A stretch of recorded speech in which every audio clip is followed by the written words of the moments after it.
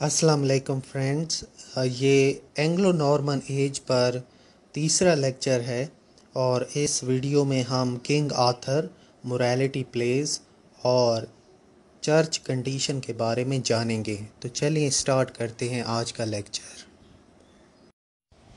अगर हम king Arthur का ज़िक्र करें तो हमें ये बात मालूम होती है कि किंग आर्थर वो बादशाह था जिसने बरतानिया की सरज़मीन पर एंगल, सैक्सन और ज्यूड्स कबीलों को कब्ज़ा करने से रोका था।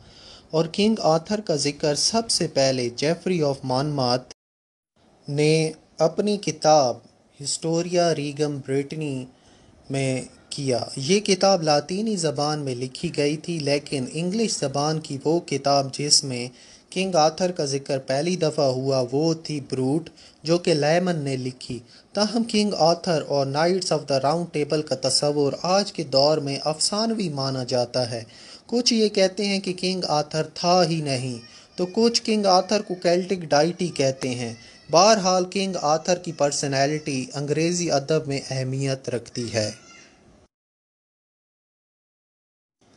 एंग्लो नॉर्मन एज में हमें तीन किस्म के प्लेस भी मिलते हैं जिनका मकसद लोगों को ईसाइयत के मज़हब की तरफ लाना था। ये प्लेस थे मिस्ट्री, मिरेकल और मोरालिटी।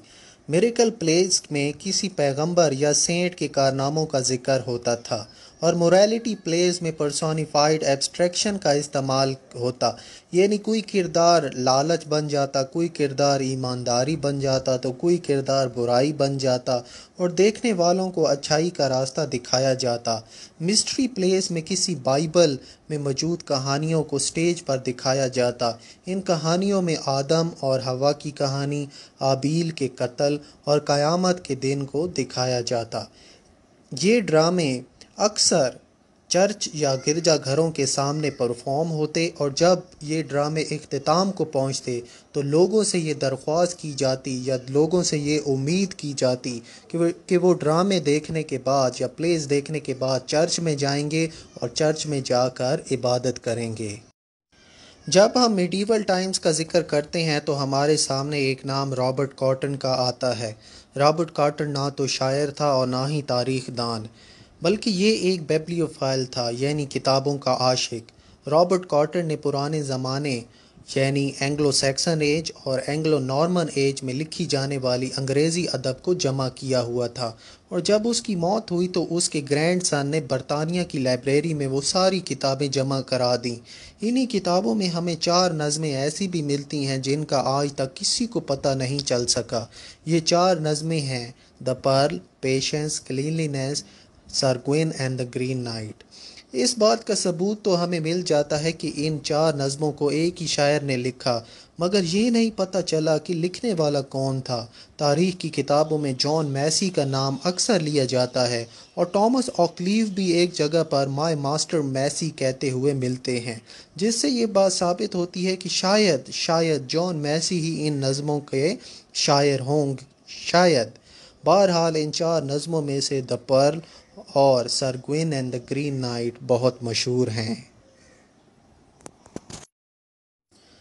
अगर हम मिडीवल टाइम्स में गिरजाघरों और गिरजाघरों में मौजूद पादरियों का जिक्र करें तो हमें पता चलता है कि पादरी बहुत ज़्यादा करप्ट थे। बाइबल को पढ़ने की इजाज़त सिर्फ गिरजाघरों के पादरियों के पास थी और वो बाइबल को जानबूझकर अपने मकासद के लिए गलत बयान कर रहे थे। उसी वक्त में जॉन विक्लिफ सामने आते हैं।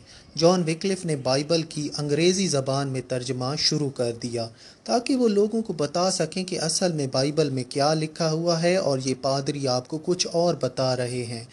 जॉन विक्लिफ ने लातीनी ज़बान में लिखी हुई बाइबल की ट्रांसलेशन की और तकरीबन 180 के करीब कॉपीज़ बनवाईं और फिर जॉन विक्लिफ के शागिर्द और साथी, जिनको तारीख़ में लॉलार्ड्स कहा जाता है, वो पूरे इंग्लिस्तान में फैल गए और लोगों को बताना शुरू कर दिया कि असली बाइबल क्या कहती है।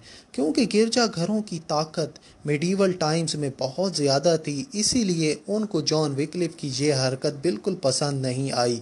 सारी कापियों को इकट्ठा करके जला दिया गया। जॉन विक्लिफ की तबीयत बहुत ख़राब हो गई और बाद में वो مر گیا، لیکن پھر بھی گرجا گھروں کے پادریوں کو سکون نہ ملا، اور آنے والی نسلوں کے لیے ایک عبرت کا نشان بنانے کے مقصد سے جان وکلف کی ہڈیوں کو قبر سے نکالا گیا اور جلا دیا گیا۔ پر یہ قصہ یہیں پر ختم نہیں ہونے والا۔ جان وکلف کے بعد ولیم ٹنڈل سامنے آئے، لیکن ٹنڈل کون تھا یہ ہم رینیساں ایج میں جا کر سٹڈی کریں گے۔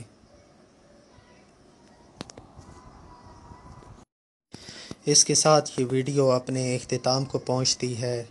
نیکسٹ ویڈیو میں ہم نیکسٹ سٹڈی کریں گے، تب تک کے لیے مجھے اجازت دیجیے۔